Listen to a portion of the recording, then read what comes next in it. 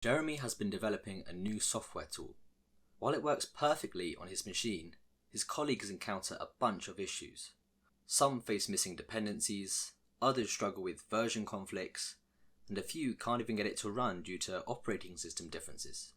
The tool's environment is so finely tuned to Jeremy's machine that replicating it elsewhere becomes a challenge. Jeremy has been at it for hours, battling one compatibility issue after another.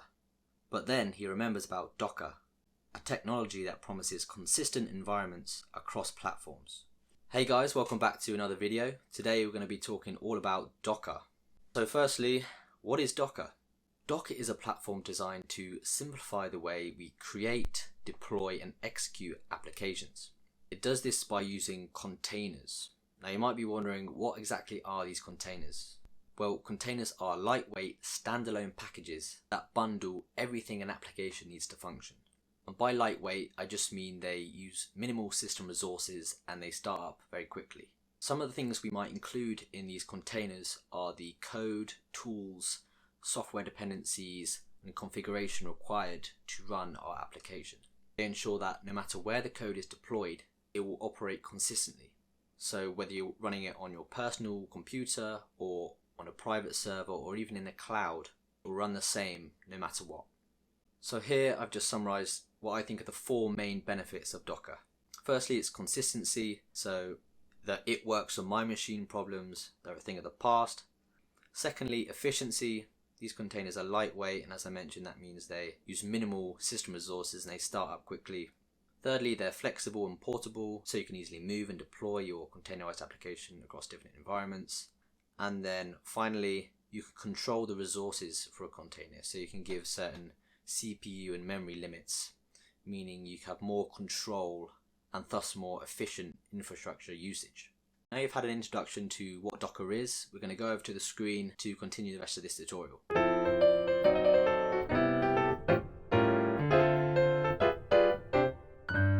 Okay guys, so if you want to follow along on this tutorial, then one thing you're going to need to do is install Docker. So they have these nice step-by-step instructions on their website, so depending on what operating system you're using, either Windows, Linux or Mac, you can just follow these instructions and get it downloaded. Okay, so now we have Docker installed. The first thing I want to do is go over some of the basic terminology that's going to help us throughout this tutorial. So here in this diagram, I'm showing you four components of Docker. We have the Docker file, the Docker image, the Docker containers, and also the Docker registry. So let's go through these one by one and define what they are. So starting with the Docker file, I like to think of this as the blueprint for the environment. So it's basically a script containing a set of instructions that tells Docker how to create a Docker image. So it's a lot like a set of blueprints for a house that contains the materials and steps that are required for the construction. So that's the Docker file. Now once we have the Docker file, we can build it to create the Docker image. So the Docker image is a static snapshot which contains everything that your application needs to run. So this can include the code, the libraries, the different dependencies and configuration, settings, and so on. Okay, so when you want your application to run, you can start a Docker container from the Docker image. So a container is the live running instance of the image, and you can create many containers from one image. So just to remind you, the image is the snapshot of the environment, and the container is the actual live version of the environment. Now the fourth concept I want to introduce you to on here is that of the Docker registry. So all this is a repository where you can store and share your Docker images. So it's kind of like GitHub in the sense that you're sharing your code with others, but in this case it's just with Docker images. And similarly to GitHub, you can make your images private or public. So if you make them public, that means other people can pull the image and then start up a container or the live environment based on that image. So that's how you can have consistent environments between different people running on different systems, because you can share them through these repositories. So I'd say the most popular repository is called Docker Hub. So here's an example of what Docker Hub looks like. You can just search for any image. I have to search for Windows here. And there's thousands and thousands of images pre-made on here, which people have made and published. So for example, if we search for Python, we'll see the Python image here. So this is an image where if you spin up a container from this image, it will just open an environment where Python is loaded. And there are images for pretty much anything. So oftentimes, if you're running standard software, you will never have to sort of create your own image. A lot of them will supply images for you to run the software in, which already has everything downloaded. Okay, so there's a couple more concepts I want to introduce you to. These are the Docker daemon and the Docker client. So think of the Docker daemon as the workhorse that does all the tasks behind the scene. So this could be things like building, running, and managing containers. And then the Docker client, that's just how we interface with the Docker daemon.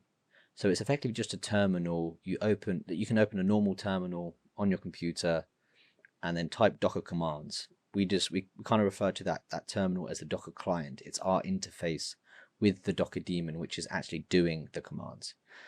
And we could have multiple clients talking to the Docker daemon at once. So for example, let's say we have multiple containers running on our system. We can open multiple clients and kind of manage them. We can manage them separately, or you can manage multiple containers on a single one. It's kind of up to you. Okay, so now that we understand some of these core concepts, let's go ahead and try to run our own Docker container. Now the first command I'm going to introduce you to is docker run. This command, as you may guess, allows us to run a Docker container. Now normally before we actually run a container, we either need to create an image or pull an image from a repository like Docker Hub. However, Docker does come with one image called Hello World, which is, I guess for testing purposes, which is a very small image that contains a simple program that prints a hello message. So let's try and run this. So I'm inside a terminal here, and actually before we run the Hello World container, I'm just going to type docker into the command line, just so you can see that I have it installed. As you can see, it prints out the docs. Okay, so now let's run that Hello World container, and we do that, as I said, using the docker run command. So I'm going to type docker run hello-world. Enter.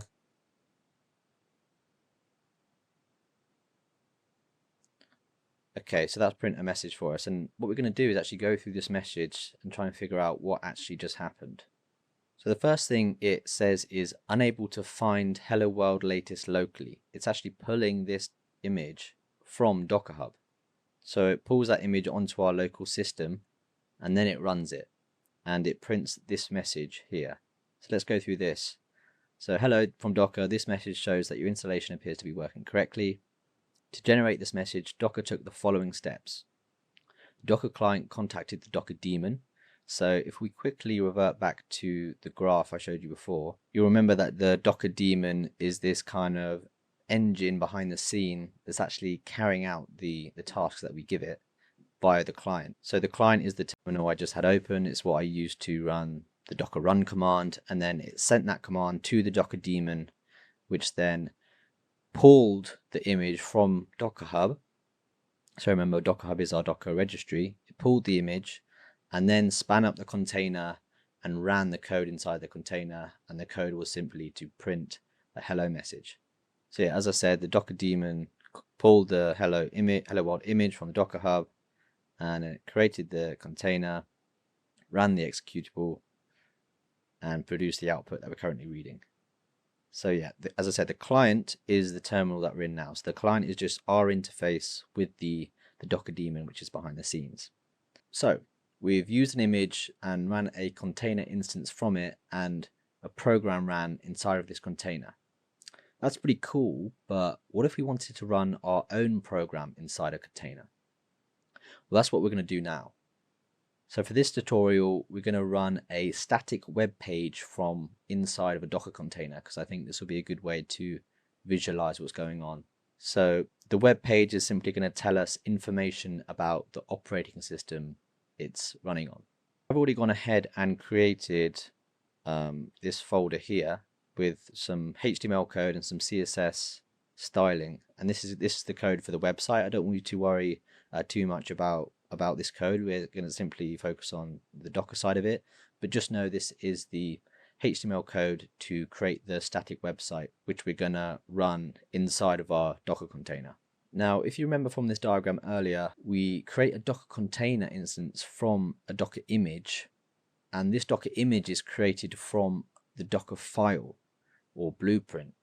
So the first thing we're going to do to create our container is to write the Docker file, and then obviously we're going to build it into an image and then spin up the container. So what I'm going to do is, in the same folder I've got this HTML code, I'm going to create a new file and I'm going to call it Docker file.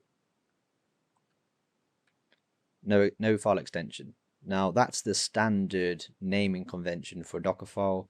It doesn't have to be capitalized, and you can actually name it whatever you want, but that's the standard, so we're just going to stick with that. Now, actually, before we delve into writing this file, there's an important concept which I want to cover, and that is the difference between a base image and a child image. So again, I know I've repeated this a lot of times, but just to remind you, the image is this static snapshot that we spin up containers from.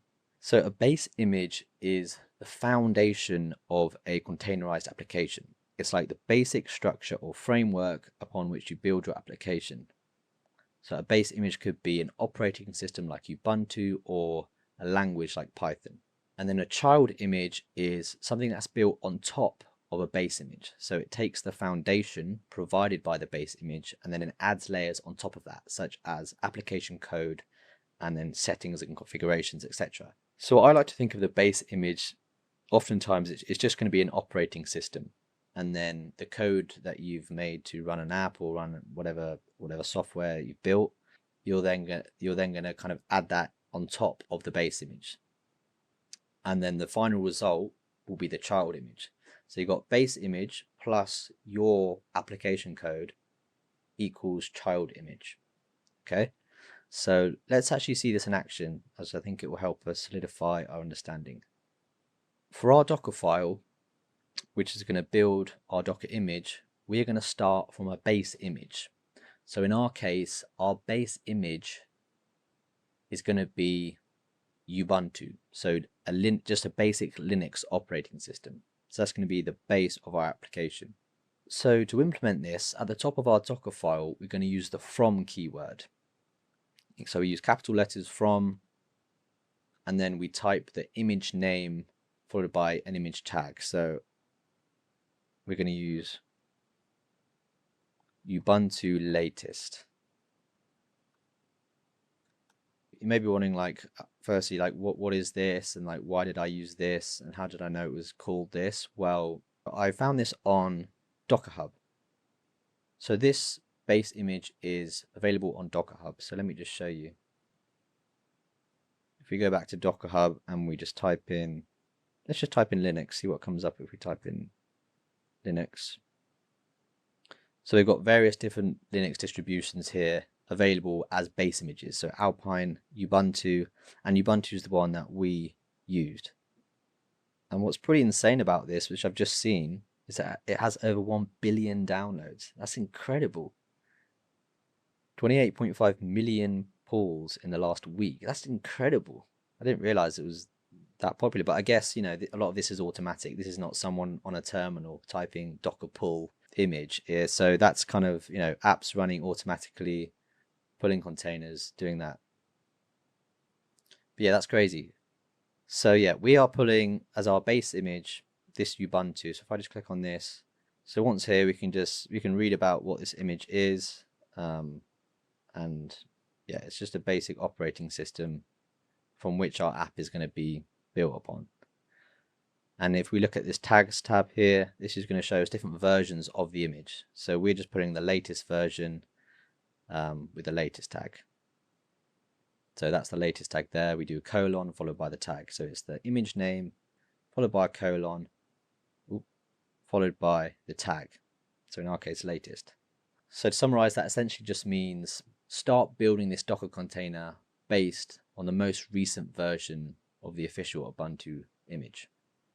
Okay, so let's now look at the next line of our Docker file, and that is as follows: run apt-get update and apt-get install -y nginx. So this line is prefixed by the run keyword. Each line that begins with run will create a new layer in our Docker image. So by layers, I just mean each line kind of builds upon the last. So we're starting with Ubuntu, then we're doing this install, and then we're doing whatever else. They're layers on top of the last layer. So each run command creates a new layer. And in this one, the first part of this command, this is just a basic Linux command, like right here. It's just prefixed by run in our Docker file. So if you use Linux, you'll be very familiar with apt-get update. All that does is updates the package list on our Ubuntu system. And then this second part, apt-get install nginx, this installs the nginx web server. So the nginx web server is what we're going to use to display our static web page. Obviously, when you're building your own Docker images, you're going to install whatever you need. You might not need nginx, you probably won't. And then this -y flag here, all this does, it automatically says yes to any prompts. So you know when you install a package from the command line, and it will sometimes ask you to, like, yes or no, do you want to override these packages? That just like automatically says yes to everything, because we don't want to have to, there's no manual intervention here. This will just ensure that everything installs without our input. Okay, so there's 3 more lines I want to show you. The next line is prefixed with the word copy. So the copy is another keyword in Docker. You're probably starting seeing this pattern where we have a keyword followed by a command. So just to remind you, from is pulling from a base image. Run is just running a basic, well, in this case, Linux command. But if you were pulling from, let's say, a Windows base image or another operating system, this would be, you know, a Windows command or whatever command that operating system is compatible with. Okay, so onto this copy command. What we're doing here is copying code from our local machine, so in this case it's my laptop, into the container. So if we look on the left hand side of the menu here, you can see I have this HTML folder, and that, as I mentioned, contains the code which is going to display a static website. So what I'm doing is I'm copying that folder into this location in the container. Why this location? The reason I'm using that location is because that's where nginx reads from by default. So obviously you don't have to copy it here, but I'm just doing that because the nginx will read from this folder. Now, one thing you should make sure of is that whatever folder or file that you're copying, the file path needs to be relative to where the Docker file is. So our Docker file here is in the same folder as the HTML folder. So we don't need to add, like, you know, sub directory or anything like that. We don't need to add that. But be mindful of the fact that if the file you're copying into the container is located somewhere else, then you'll need to do the path relative to the Docker file. The next line we're going to add here is another run command.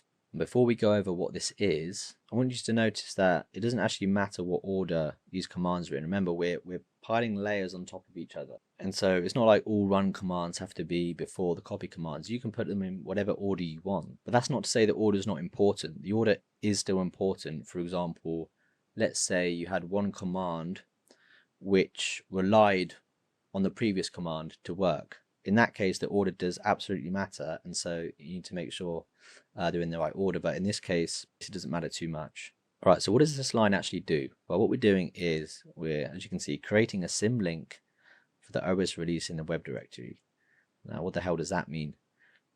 Basically, there's a file that exists on a Linux operating system. It's this file right here, and the OS release, it just contains information about the operating system. And the idea of this static website is that it's going to display information about the operating system, right? And as I mentioned, this folder is where nginx reads from. So we're basically creating a symlink, which is a link to the original file, and we're creating it in this folder where nginx reads from. Yep, so this whole line is a Linux command. It's just that we prefix it with run because that's the Docker keyword. But yeah, that's just a standard Linux command. Okay, so there's one final line we're going to add to this file, and that is the cmd command. Now the cmd keyword is used for a command that will be executed when the Docker container starts up. So what this command does is it runs everything inside the brackets that separates them by a space. So what it's actually going to run is this thing here, nginx-g daemon off, semicolon. What this does is it runs nginx, which is our web server, and it runs it in the foreground. So we'll create this image, and then once we spin up a container from the image, it will run this command straight away. It's going to start our web server. Right, so that's a breakdown of the Docker file that we're going to use. Each line contributes to building up the final image. So we're starting with the base image, and then we're adding layers on top of that. And if you're building your own Docker image, then your Docker file will no doubt look very similar to this, probably starting from a base image with the from keyword, running some installs, copying files from your local machine to the container, and then potentially even having a command that will execute once the container spins up. And just to remind you, anything that comes after a run command must be compatible with the base image. So although I'm using a Windows laptop, this container, this container or this image is based on a Ubuntu operating system. So I can only use Linux commands after these run keywords. And that's kind of the whole point of Docker, is that it allows us to run these containerized environments potentially on different operating systems. So we can use, tools which are maybe operating system specific. So I know in bioinformatics, there's quite a lot of command line tools which only run on Linux. And so being able to start a containerized environment that runs Linux, even if you're on a Windows machine like me, then that's very handy. Okay, so now what we're going to do is build our Docker image. So the first thing you want to do is save the Docker file we've just created, and then we're going to run the docker build command. We're going to type docker build, first parameter is -t. This is the name we're going to give it to our image.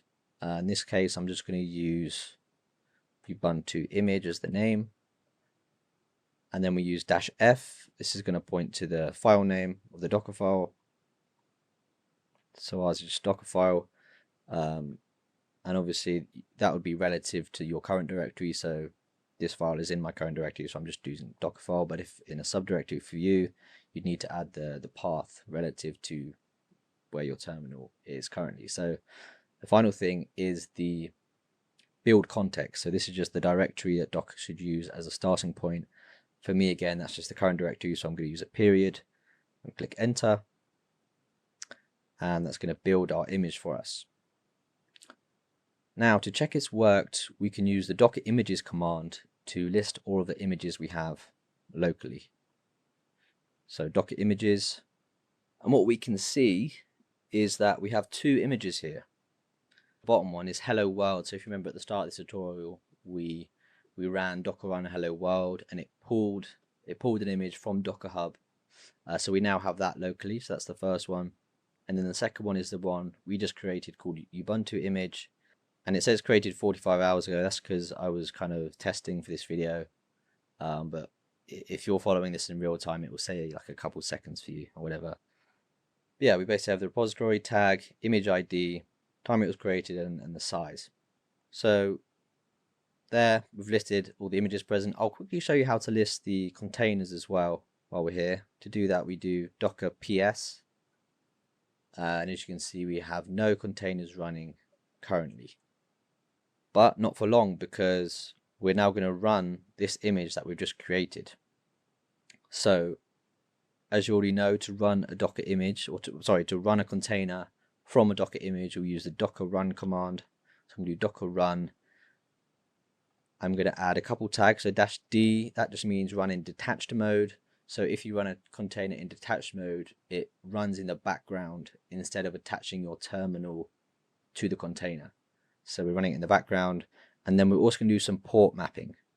So we're going to do 880 to 80.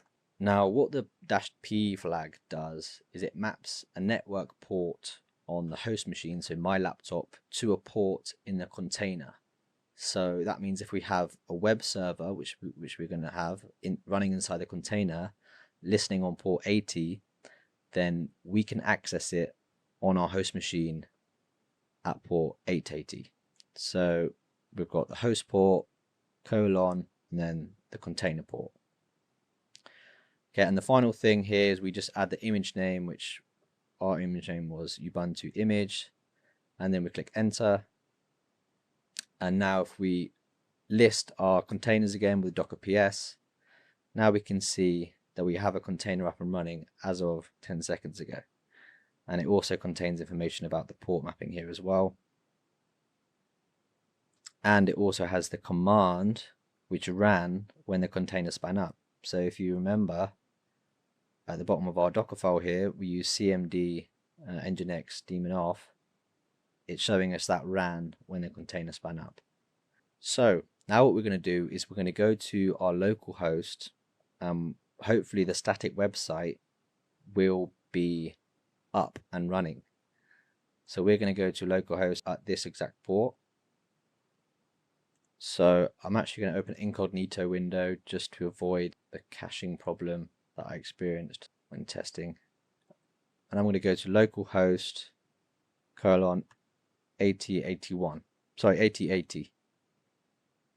And as you can see, if I zoom in a bit, that we have the static website showing the operating system of the Docker container. It's pretty cool.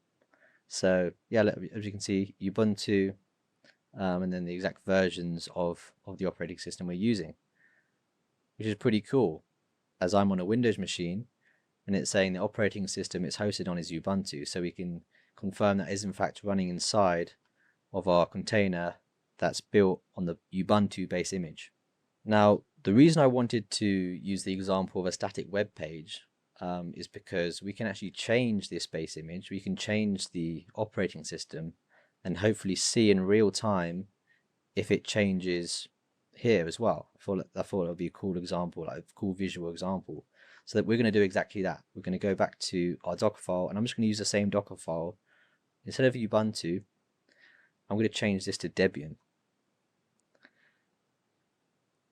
Now, the reason I can do this is because Debian is also a Linux distribution. Okay, so these Linux commands obviously are only going to work if the base image is a Linux operating system. So I couldn't put Windows here, for example, because these commands would just fail. So I'm going to resave this, and I'm going to rebuild it with a different name. So let's first just list our current images again. We can see Ubuntu image and then hello world. So we're going to do docker build.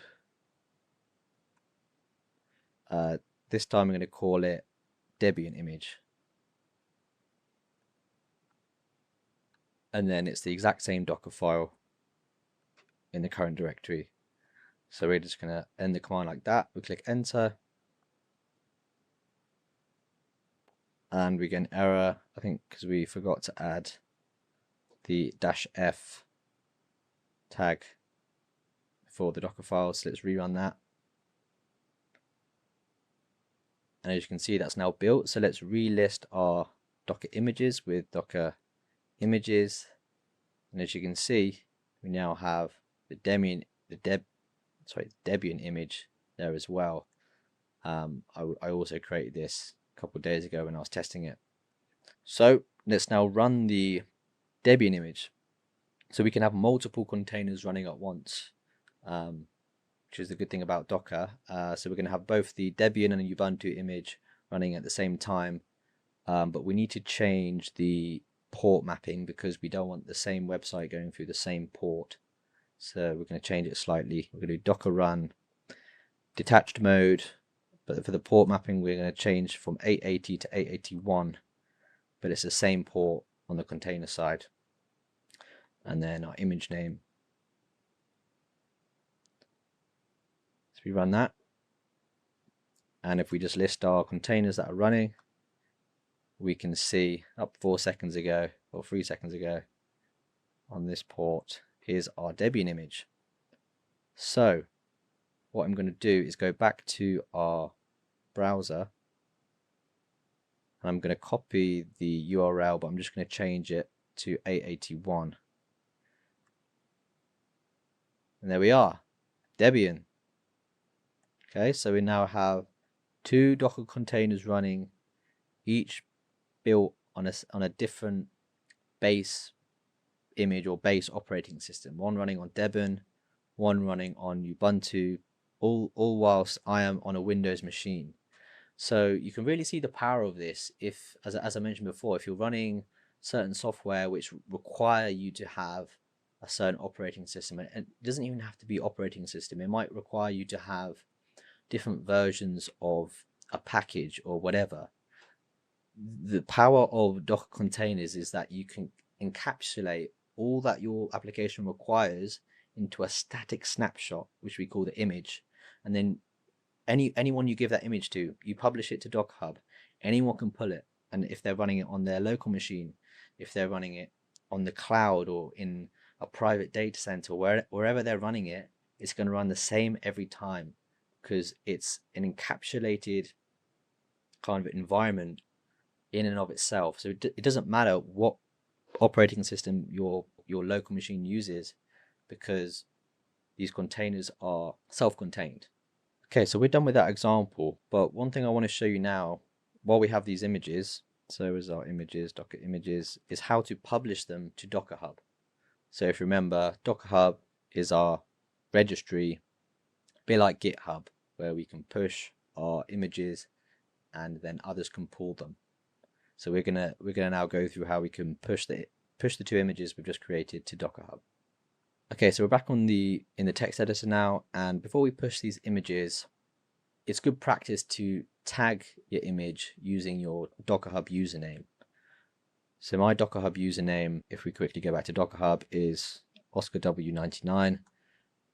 So what I'm going to do is I'm going to do Docker tag. We're going to take the current image name, which is, let's say, demoed image latest, and we're just going to prefix it with my username, and that way it's going to show up on my profile once we push it. So I'll do the same for the Ubuntu image.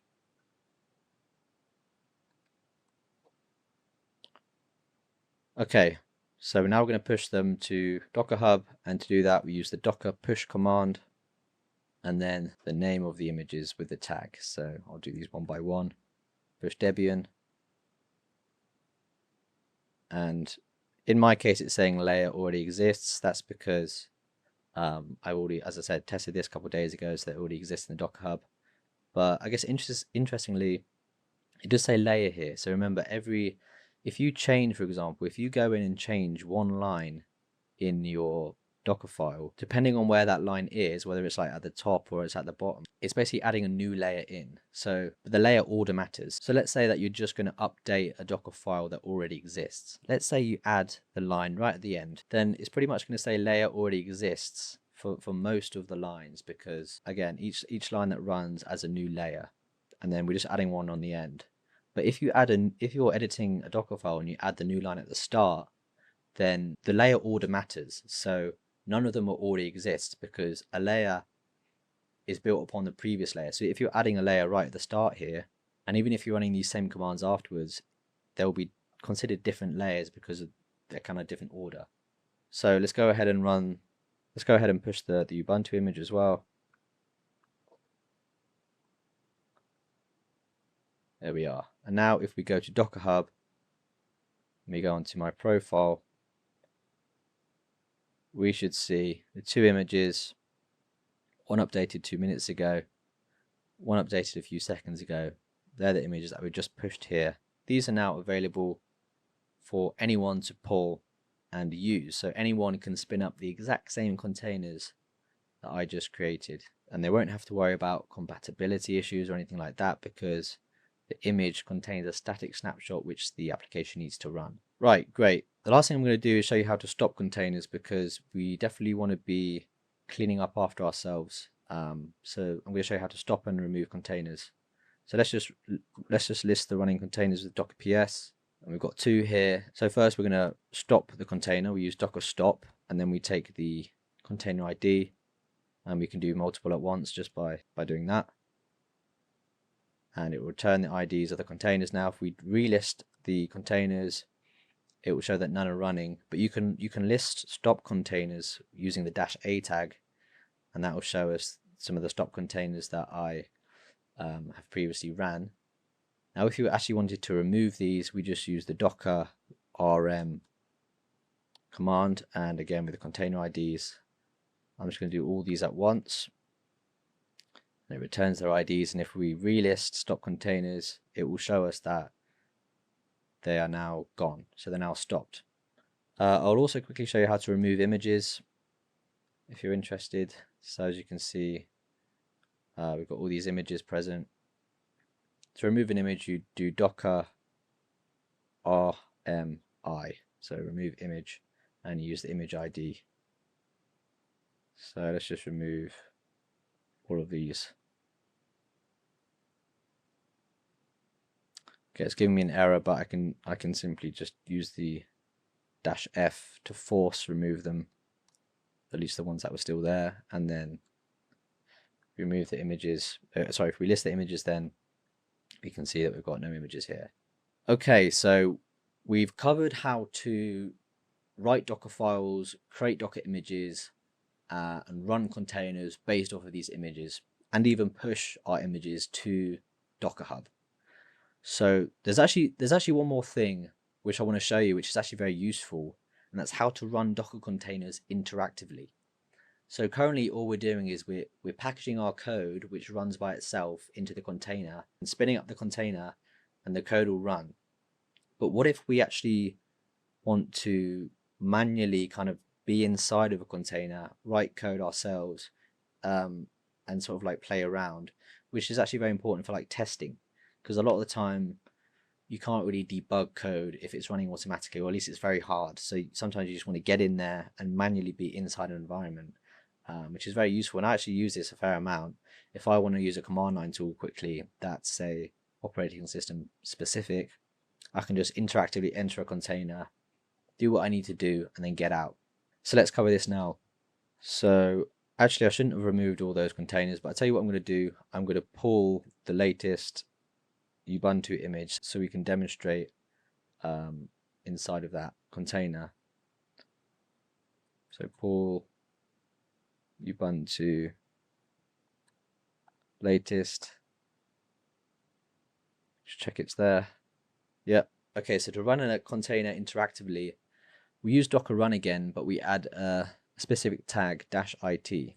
So docker run -it, which stands for interactive, and then the name of the image,